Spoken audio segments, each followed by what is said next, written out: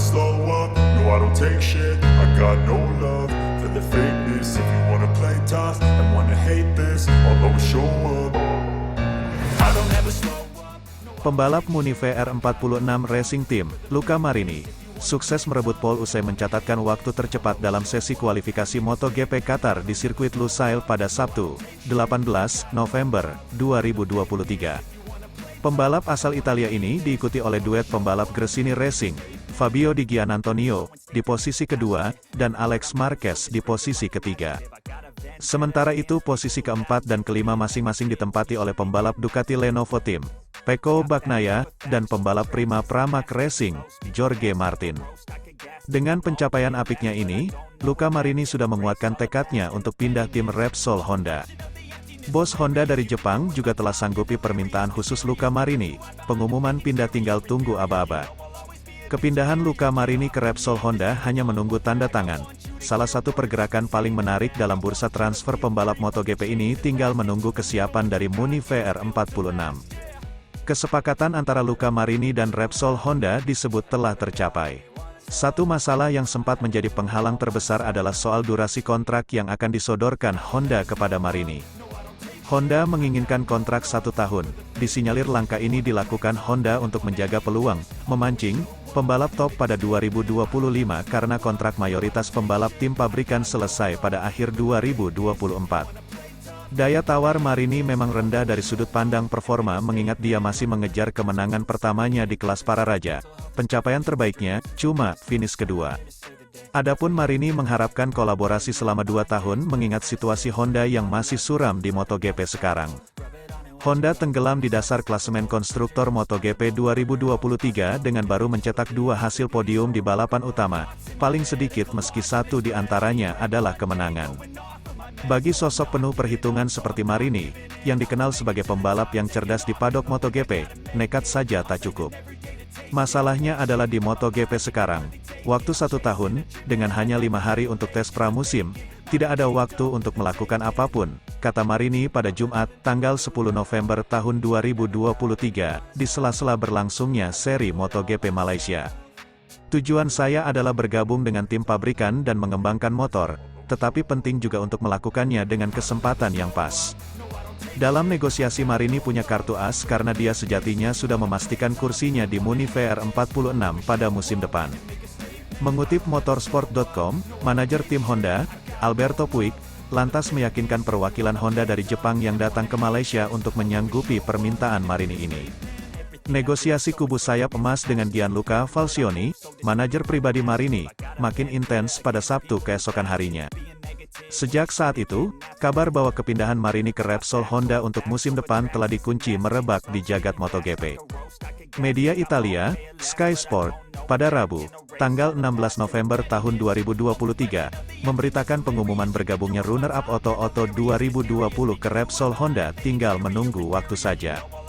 Pembalap Italia telah diberikan kontrak 2 tahun dan akan menggantikan Marc Marquez, yang sebagai gantinya pindah ke tim Gresini untuk 2024. Mengenai tanda tangan dan pengumuman resmi Marini di Honda, kita harus menunggu Muni VR46 untuk menemukan pengganti Luca. VR46 saat ini sedang menimbang 2 calon yaitu Fabio Di Giannantonio dan Fermin Aldewer, 2 pembalap yang juga sempat dihubung-hubungkan dengan Honda. Aldewer menjadi pilihan pertama tim yang musim depan bernama Pertamina Enduro VR46 karena sedang on fire di Auto dengan 2 kemenangan beruntun dan selalu podium di seri terakhir. Sayangnya, mendatangkan Aldewer memerlukan biaya karena VR46 harus menebus kontraknya dengan speed up yang baru selesai musim depan. Bagi Di Giannantonio, inilah peluangnya.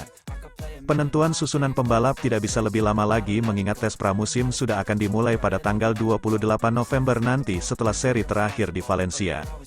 Menerka motivasi sang pangeran kemauan Luca Marini untuk pindah ke Repsol Honda di sisi lain tentunya menggelitik.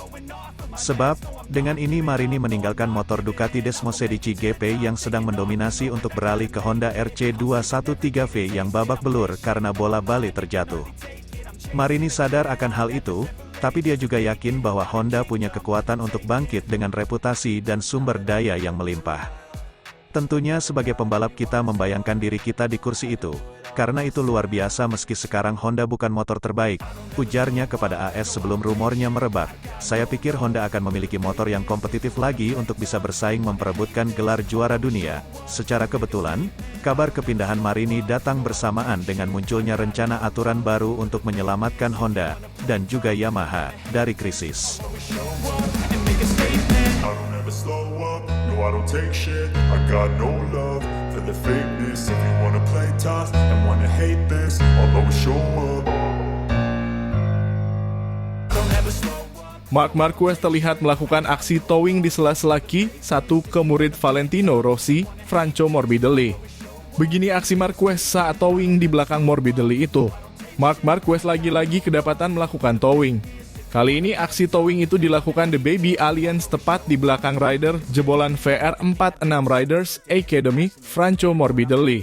Dalam unggahan di akun X MotoGP, Marquez tampak hendak membuntuti Morbidelli saat hendak keluar pit untuk melakukan Q1. Dalam video terlihat Marquez melambatkan laju motornya di samping Morbidelli. Namun tiba-tiba Morbidelli berhenti dan menurunkan kakinya. Marquez sempat ikut Morbidelli berhenti sebentar sebelum akhirnya keluar pit lebih dulu. Tak habis sampai di situ, di sela-sela Q1, Marquez kembali kedapatan towing Morbidelli. Morbidelli yang menyadari terlihat sedikit kesal dengan Marquez. Hal itu langsung dikecam Morbidelli dan akhirnya memberikan sindiran lewat gestur paling aneh di MotoGP. Marc Marquez yang kedapatan towing di belakang Morbidelli akhirnya dikasih petikan jari oleh Morbidelli. Gestur itu disebut seperti Morbidelli sedang kedapatan bermain dengan anjing peliharaan. Adapun aksi towing Marquez itu bukan tanpa alasan. Morbidelli memang menjadi yang tercepat kedua saat sesi free practice 2 dalam kurung FP2 tepat di bawah rekan setimnya Fabio Quartararo. Tak heran kalau Marquez ingin mendapatkan slipstream agar mendapatkan catatan waktu lebih cepat. Seperti diketahui, teknik slipstream memanfaatkan area dengan tekanan udara lebih rendah di belakang pebalap lain demi mengurangi hambatan. Seiring kendaraan melaju cepat, kendaraan itu akan menghadapi hambatan udara yang menampar dari depan.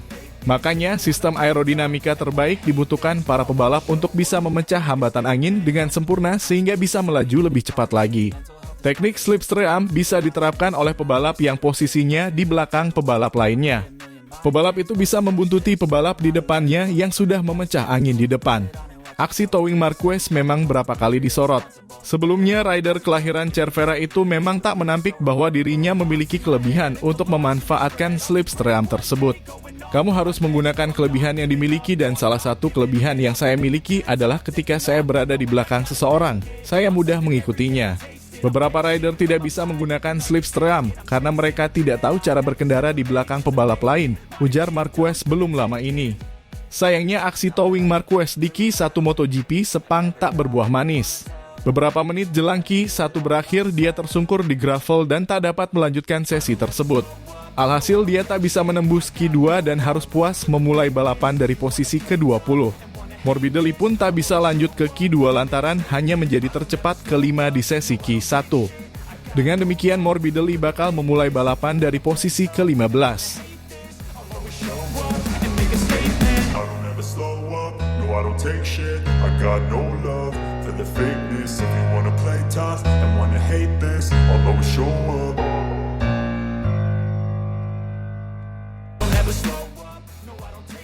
Pembalap Gresini Racing, Alex Marquez secara dramatis menjadi yang tercepat pada sesi praktis latihan MotoGP Malaysia 2023.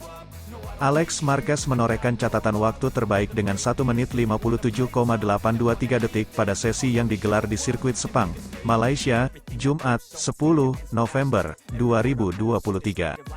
Adapun Jorge Martin, Prima Pramac Racing, dan Jack Miller, Red Bull KTM, berada di posisi kedua dan ketiga. Sesi praktis dimulai, Marc Marquez langsung menjadi yang tercepat dalam percobaan pertama dengan catatan waktu 1 menit 59,515 detik. Awal yang cukup baik bagi Marquez karena mengalami peningkatan daripada sesi pagi hari yang hanya membukukan waktu 2 menit 01,110 detik. Adik Marc Marquez, Alex Marquez tak mau ketinggalan unjuk gigi di sesi praktis yang baru berjalan 10 menit. Dia mengambil posisi teratas dengan raihan 1 menit 58,705 detik.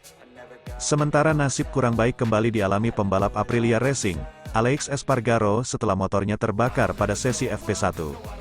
Espargaro terjatuh di tikungan 1 karena mengalami low side crash.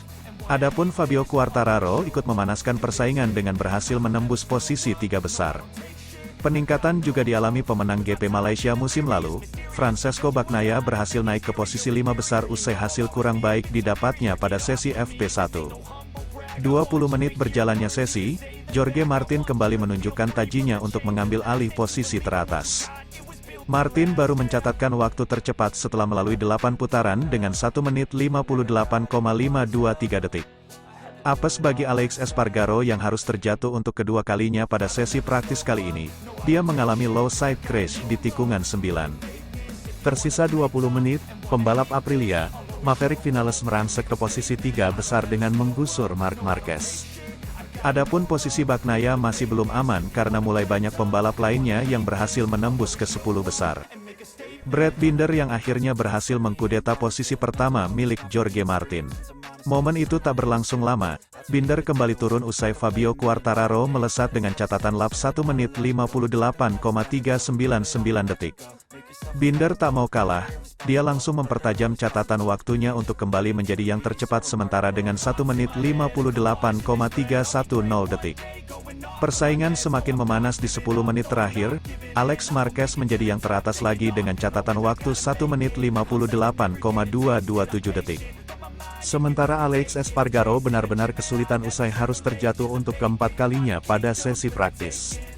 Dramatis di sesi flying lap terakhir, Martin menunjukkan kecepatannya untuk kembali menjadi yang teratas dengan catatan lap 1 menit 57,997 detik. Di saat Martin hampir menjadi yang tercepat, posisi teratas berhasil dikudeta Alex Marquez lagi. Alex Marquez akhirnya menjadi yang tercepat 1 menit 57,823 detik. Adapun Marc Marquez harus keluar dari zona aman 10 besar.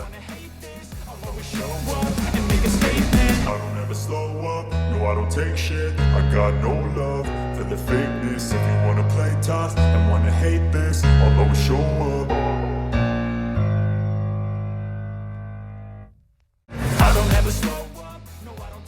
Kehadiran Marc Marquez ke Gresini Racing yang merupakan tim pelanggan Ducati dinilai akan membawa dampak pada musim depan. Kepindahan Marquez ke Gresini Racing masih menjadi perbincangan hangat di kalangan penggemar, pengamat hingga mantan pembalap. Pembalap berjuluk Baby Alien tersebut mulai musim 2024 mendatang sudah resmi tidak menjadi bagian dari Repsol Honda lagi. Marquez menjadi keluarga besar Ducati dengan membalap untuk Gresini Racing dengan kontrak selama 1 musim. Keputusan peraih 8 gelar juara dunia itu untuk pindah tidak bisa dilepaskan dari situasi Honda saat ini. Tim pabrikan asal Tokyo, Jepang tersebut masih belum mampu mengembangkan RC213V menjadi lebih kompetitif lagi. Berlabuhnya Marquez ke Gresini Racing juga menjadi sorotan Andrea Iannone yang baru saja menuntaskan masa hukuman kasus doping.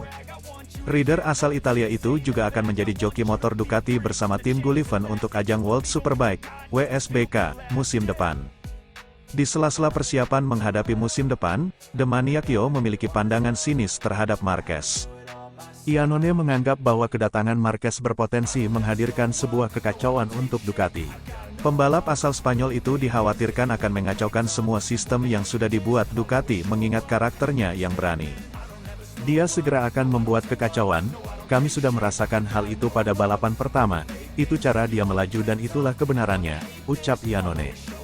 Lebih lanjut, Iannone juga memperingatkan Marquez untuk tidak berlebihan dalam menunjukkan sikap baik di dalam atau di luar lintasan. Bagi Iannone, Marquez tidak akan mudah menaklukkan Ducati Desmosedici meski memiliki bakat luar biasa sebagai seorang pembalap. Ducati punya pengalaman dan jika Marquez melebih-lebihkannya, itu akan merugikan dia sendiri, kata Iannone. Memang benar dia bisa melaju dengan cepat tapi itu tidaklah mudah, imbuhnya, dilansir dari laman Corse di Moto. Sentilan dari Iannone tersebut kepada sosok yang identik dengan nomor 93 itu bukanlah hal yang asing. Pasalnya, selama ini, Iannone telah memiliki reputasi sebagai pembalap yang ditakuti oleh Marquez ketika masih berada di MotoGP. Hal itu sempat dilontarkan oleh pengamat MotoGP kondang asal Italia, Carlo Pernat.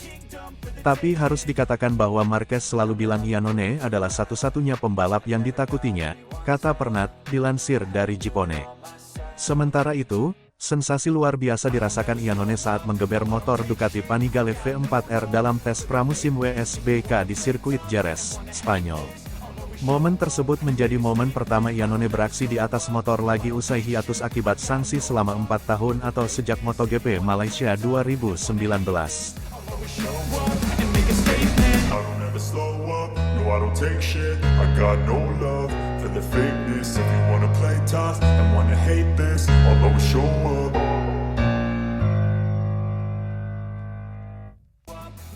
Luca Marini diincar HRC, tidak menutup kemungkinan gabung Repsol Honda. Luca Marini yang notabene adik dari Valentino Rossi itu sedang menjadi perbincangan hangat di MotoGP. Pembalap Muni VR46 itu, kini disebut akan beralih ke HRC setelah adanya rumor tawaran dari pabrikan Jepang. Tentu saja, ini menjadi rumor yang panas, mengingat dia ini merupakan adik dari Rossi yang terkenal memiliki hubungan yang kurang harmonis dengan Honda di masa lalu. Tapi menurut Luca Marini, itu tidak menjadi suatu alasan untuk tidak bisa hengkang ke Honda. Bahkan Luca Marini dengan tegas sangat senang jika rumor Honda tertarik pada dirinya. Ya, jika rumor itu benar, saya akan senang, ungkapnya dari motosan.es. Tapi saya sudah punya kontrak dengan VR46 dan saya tidak punya klausul apapun untuk dieksploitasi.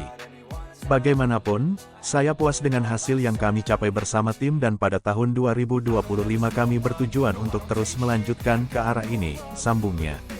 Jadi memang tidak menutup kemungkinan dirinya bisa saja bergabung dengan HRC. Dalam konteks ini, dia siap ditaruh di tim Repsol Honda sebagai pengganti Marc Marquez yang hengkang dari Honda. I don't ever slow up, no I don't take shit. I got no love for the fakeness. If you wanna play tough and wanna hate this, I'll always show up.